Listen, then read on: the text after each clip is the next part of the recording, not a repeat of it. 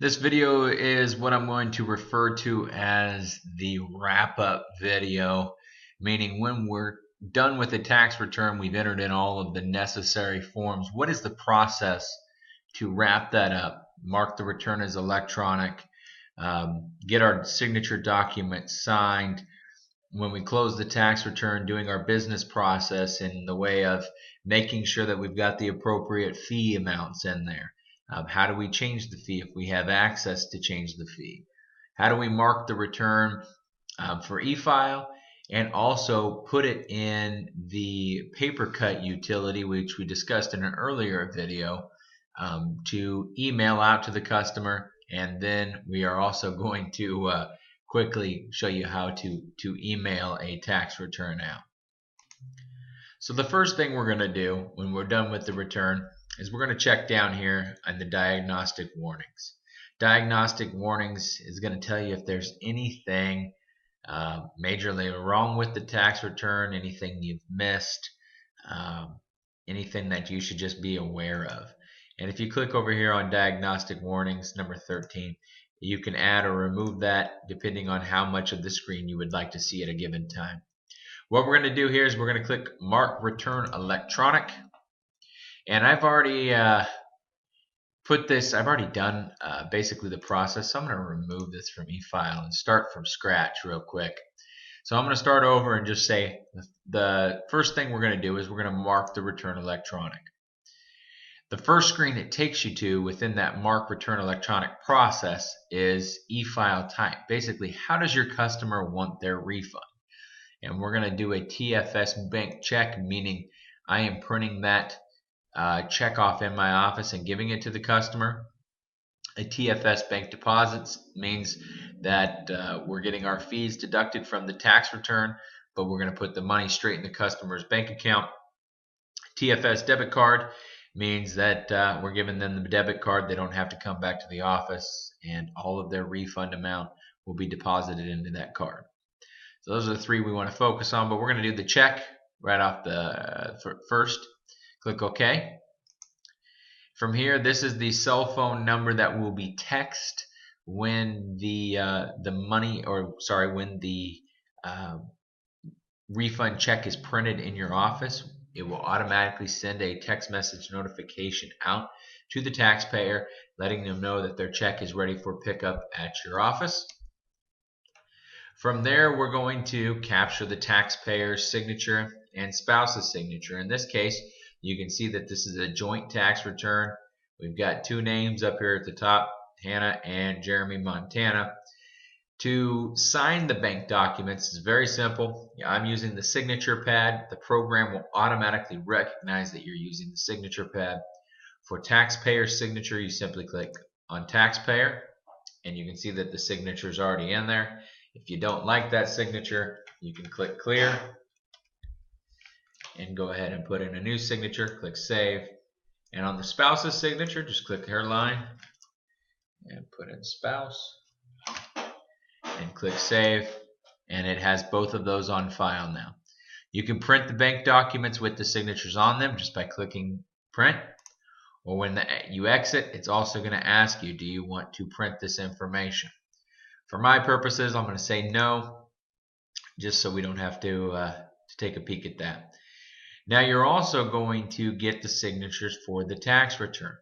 All of this top information will already be entered in here. The only pieces you will need is the taxpayer's signature for the tax return and the spouse's signature for the tax return. So same process as we did for the bank documents. Just click right there. We can add to that signature to make it a little more fancy. And spouse's signature, pretty that up a little bit. All right, click save. Now we've got that saved in the file.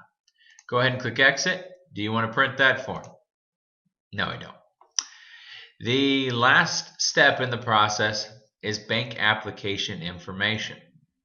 Putting in the driver's license for both the taxpayer and the spouse. I'd already entered this information. Had you not and you attempt to exit this section, it's going to say, hey, we need this information. So to take you right in here, you have multiple ID types.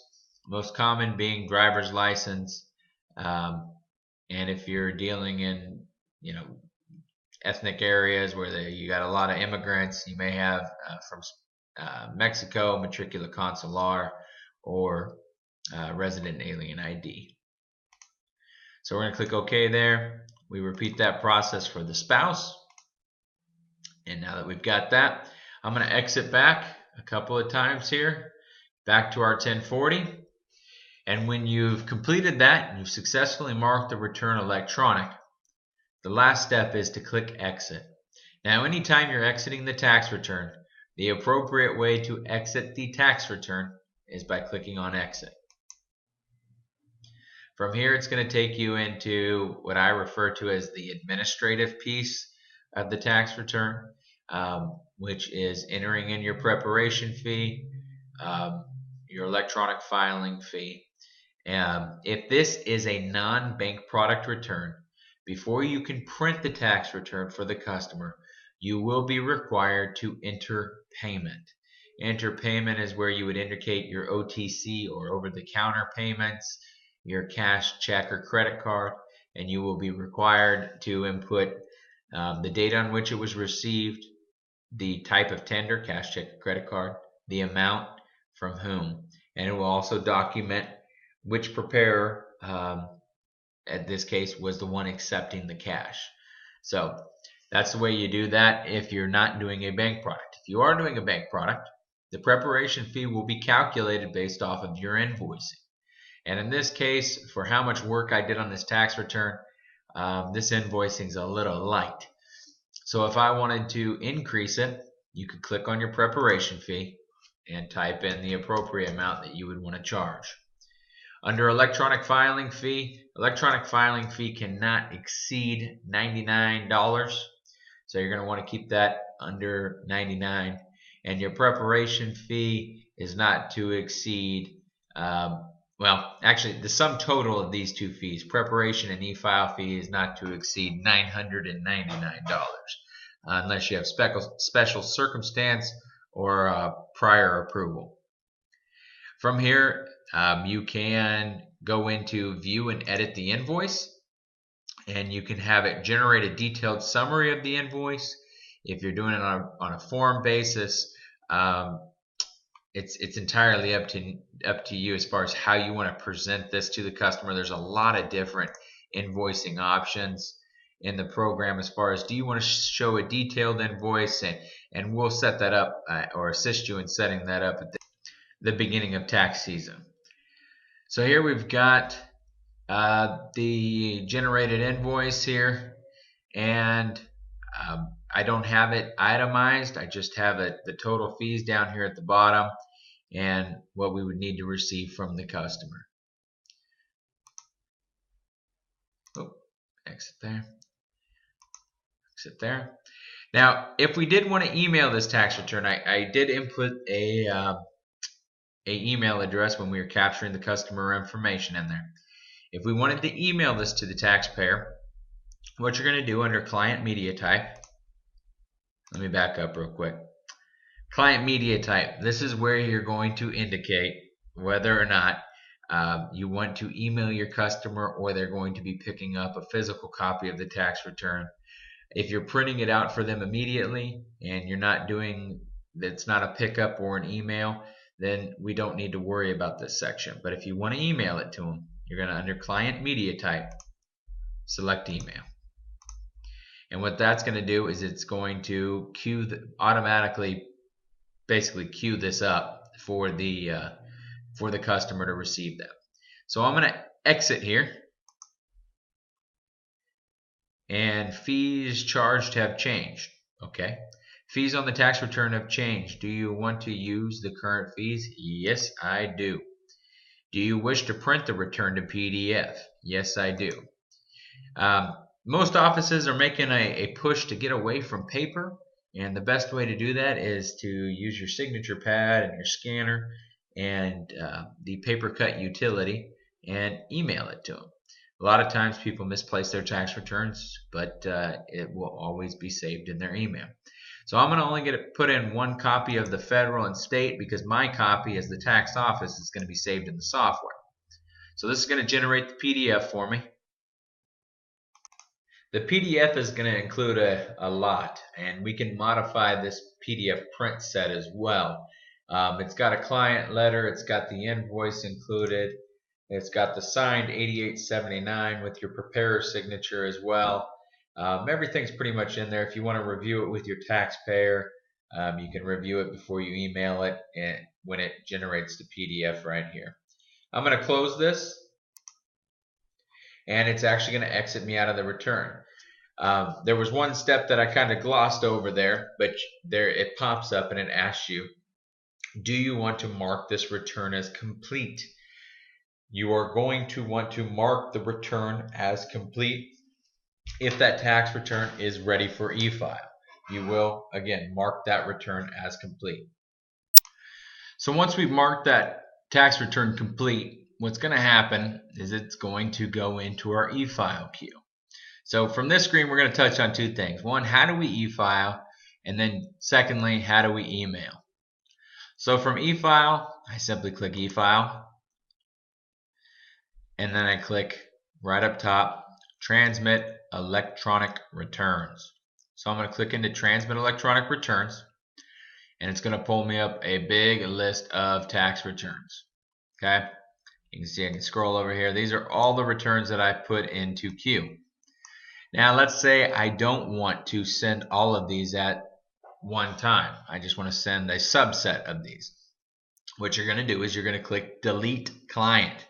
That sounds scary, but all that means is I am zeroing out my transmission table, and I'm going to be adding these clients back in. They're not going anywhere. I'm not deleting them. We'll probably change that verbiage from delete client to select client. So click delete client, and then you click add client, and there's that same list. So I want to select this guy, this guy, this guy, and then I click done. And now we've got 4 tax returns, and then we would come over here and we would just click transmit. Once we click transmit, it's going to hook up to our servers, and those tax returns are gone. They are on their way. So that's how we e-file. Again, we click e-file, we click transmit electronic returns, we select the returns from the list that are ready to go, and we send them on their way. I'm going to cancel out of here, jump back to our main screen, and we're going to jump into PaperCut and talk about email. So like I said, we had clicked print to PDF, and under media type we had selected email. So it sticks that tax return into PaperCut for me automatically,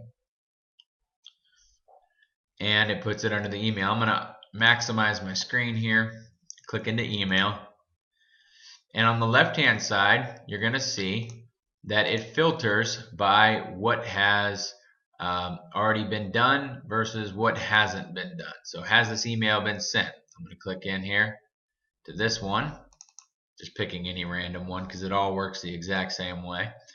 And then I click on my PDF to attach. In the drop down, I've got scanned images like a driver's license or the 1099. And then I've also got the tax return. The tax return automatically encrypts using the last 4 of the taxpayer's social. You can see the matchup right here, the 3332, and the encryption password. And then the message is the same message that I would have sent to the last person I sent an email to. So thank you for your time today. From here, I just click send, and my message goes right on its way. It takes a couple of quick seconds, and then it uses our email system and the servers to send that email directly to them. The response email will come back to the email that we'll set up at the beginning of tax season in your premium options in the PaperCut utility inside the tax software. So that's what we wanted to demonstrate for you within PaperCut. So again, just to review what we covered, we e-filed the tax return. In that process, we selected a bank product. We got our signatures for our bank documents as well as our tax return. We put in our ID types for the bank application. From there, we exited the tax return using the exit button. We selected, we changed our prep fees. We looked at how you can look at the customer invoice if you choose to do that. And then we selected our media type because we wanted to email the customer the tax return. Again, media type, email. And then we simply exited. We marked the return as complete. So you've got in progress, waiting on documents, and complete as far as our tax return. We printed that tax return to PDF, and then we went to paper cut and we emailed it out, and then we went to our e-file option here as number 2, and we e-filed those tax returns off to the company. So that's what we wanted to cover in this video.